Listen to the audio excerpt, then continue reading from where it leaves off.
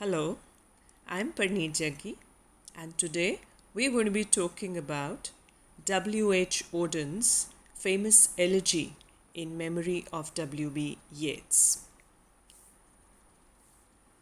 W.H.Auden was a British poet, author, and playwright, and he's best known as a leading literary figure in the 20th century for his poetry. Auden was born as Weston Hugh Auden in York, England in 1907. Auden pursued science and engineering at Oxford University before he switched over to English literature and writing. He won several accolades for his writings, including 1948 Pulitzer Prize for The Age of Anxiety. Though he is best known for his poetry, but he is also a distinguished playwright and author. Auden served as a Chancellor of the Academy of American Poets from 1954 to 73 and divided most of the second half of his life between residences in New York City and Austria. He died in Vienna in September 1973. Now, when we talk about his works are plenty, but we can name only a few here, just the important ones. The first published collection of his poems was called Poems, published in 1928. Then the next collection came as Poems again in 1930. Then his collection of verse and prose, The Orators. Then The Dance of Death, The Dog Beneath the Skin, which was a play. Look, Stranger, a collection of poems. Letters from Iceland, a collection of verse and prose. Journey to a War, Another Time, The Shield of Achilles, City Without Walls and Other Poems, Academic Graffiti, Thank You For, Last Poems, and so on and so forth. Now, what is this poem about? In Memory of Yeats. As the title indicates, In Memory of W.B. Yeats was written in 1939 and was written in the memory of the great Irish poet W.B. Yeats just after his death in January in 1939. It's a well-known elegy for the dead poet, but it is also a meditation, a reflection on the role and place of poetry in the modern world. It was published in the collection of poems Another Time in 1940. Now, what does the poem have to say? In Memory of W.B. Yeats. He disappeared in the dead of winter. The brooks were frozen, the airports almost deserted, and snow disfigured the public statues. The mercury sank in the mouth of the dying day. What instruments we have agree. The day of his death was a dark, cold day. Now, in this first stanza of the poem, the poet as a speaker begins by referring to W.B. Yeats, the great poet, as having had disappeared in the dead of the winter suddenly that year. Now, there is a double image of death here, especially death as a symbol used in the form of winter, which is commonly associated in English literature. Everything in winter is frozen, it is like dead and deserted. Now, the scene described here by the poet is also a chilling one. The snow disfigured the public statues. So this cold symbol, this winter symbol starts off the poem, and there is an atmosphere of death throughout in the setting of the poem. Next he says, Far from his illness, the wolves ran on through the evergreen forests. The peasant river was untempted by the fashionable quays. By moaning tongues, the death of the poet was kept from his poems. Now, in the second stanza, he describes how, despite the death of a great writer, a great man, things go on. The wolves in the jungle are still running through the forest, and the peasant river is untempted by the more fashionable quays. So now, by speaking about nature in the most spontaneous way, he's personifying this description, and he's also alluding to the human reaction to poet's death. It clearly emphasizes in the way he places the emphasis on the continuation of the normal day-to-day activity, that he's bothered by this. He says nothing matters even if a great soul has left the world. So this disturbs him. And the final two lines of this stanza suggest that when readers encounter his poems, his death will not weigh on their minds. It was kept from his poems. They just continue, just as the whole world, whole nature is continuing with its own routine, unchanged by the death of the great writer. Next he says, but for him it was his last afternoon as himself, an afternoon of nurses and rumours. The provinces of his body revolted, the squares of his mind were empty. Silence invaded the suburbs. The current of his feeling failed. He became his admirers. Now, this is a pathetic picture of a human death. The last moments of Yeats were spent around nurses in the hospitals. Yeats's body was at war with himself as any other patient who is sick. His body revolted against itself and the squares. Now these are architectural images that have been used in the poem. There was nothing but silence in the suburbs, the limbs, the parts of the body. Now these human-built images are juxtaposed against the more natural imagery in the first two stanzas of the poem. In the last line, he again returns to the image of water that he was touching earlier. Also, he adds that the poet became his admirers. Yeats's memory lived on in those readers who loved his books and his writings.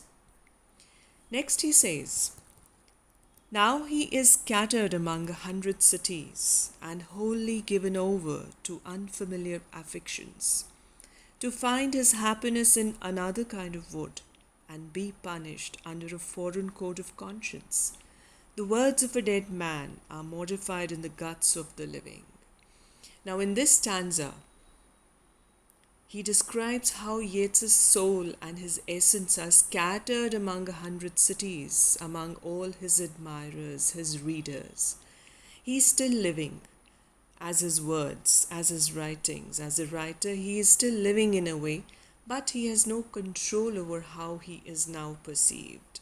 So he is now in the guts of the living, where his words are modified. Now this way of being is different. It's strange and it is unfamiliar to the poet. Earlier, Auden had known Yeats in a very close and familiar way, but now he's feeling a very strange kind of a feeling, getting the feel of Yeats in the form of his writings and his admirers. So now he is talking in the present tense, emphasizing the theme of life after death, that writers like Yeats are immortal, immortalized through their writings, their words, their ideas. Next he says, but in the importance and noise of tomorrow, when the brokers are roaring like beasts on the floor of the bourse, and the poor have the sufferings to which they are fairly accustomed, and each in the cell of himself is almost convinced of his freedom, a few thousand will think of this day, as one thinks of a day when one did something slightly unusual. Again he's concerned, he speaks with concern. He deliberates over the view how the human world is going on without a pause, without being still, without mourning the death of his dear friend and ideal poet. He even uses a simile to describe how the brokers are roaring like beasts. Brokers in the stock exchange are shouting at the top of their voices like animals. That means they are back to normal work. or the Paris version of the Wall Street. He also describes the poor who are back to their normal routines as well. They suffer as they have been suffering for ages. Now, this is an unpleasant and unhappy image of the world that he is witnessing and sharing with the readers through this elegy. He says they all are in the cell of himself, where they are convinced of their own freedom. Now, here, all these words are figures, they are symbols of ego, of the unpleasant atmosphere that he is witnessing as a result of the initiation of the World War, the circumstances that led to the World War. There was an odd discomfort in the world all around, which he is trying to bring out here. What instruments we have agree. The day of his death was a dark, cold day. Now, these two lines in the first section of the poem, these act as a refrain. Now, what is a refrain? Refrain is a repetition of certain line or lines at the end of the stanza, which emphasizes that there is something special about this idea. Now, in these lines, he is talking of the different instruments. Instruments again related to cold, death, the death of the poet as well as death in general. So he says the day of his death was a dark, cold day. See, witness the use of alliteration also here. Day, death, dark, day.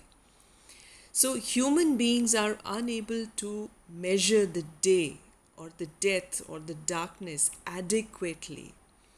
And in the meanwhile, the nature moves on in its own spontaneity, in its own flow, without looking at what is happening to any particular human being or to the human race.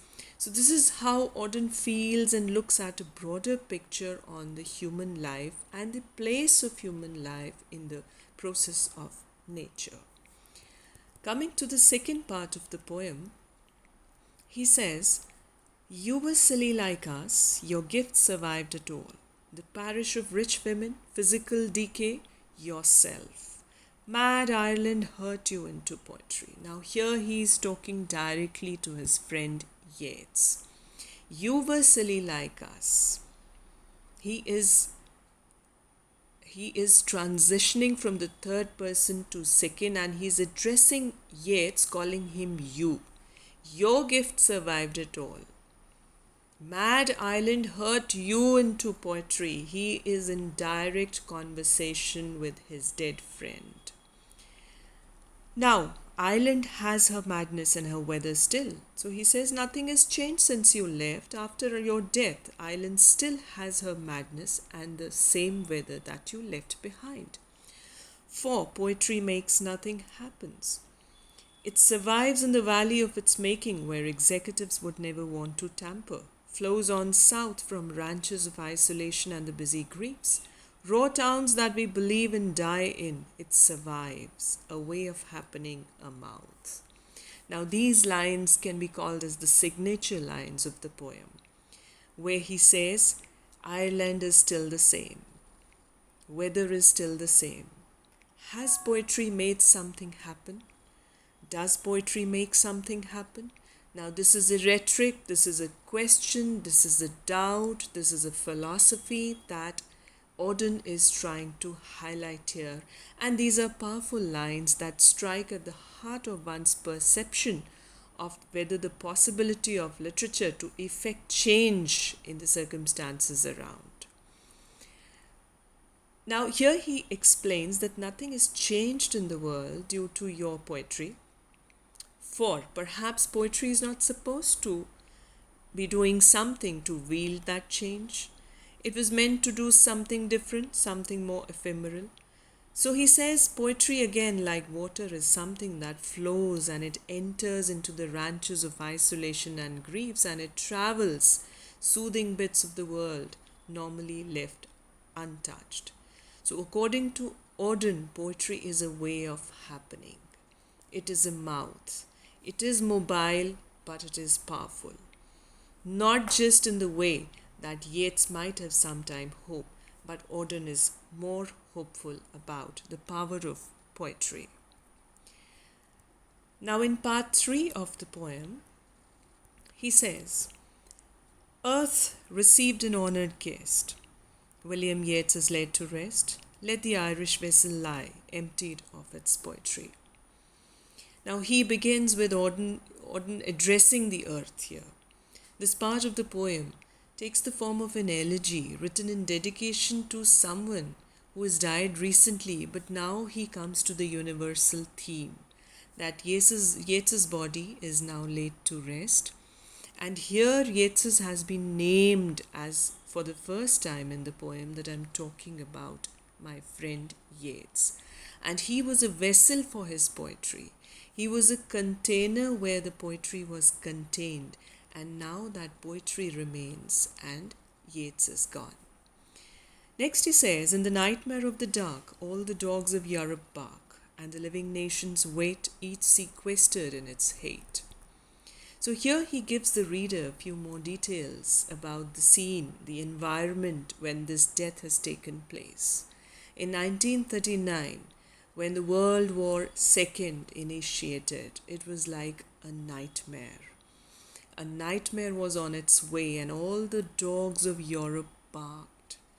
The nations of the world were sequestered, divided, separated because of the individual hate, because of the differences, conflicts, and hate.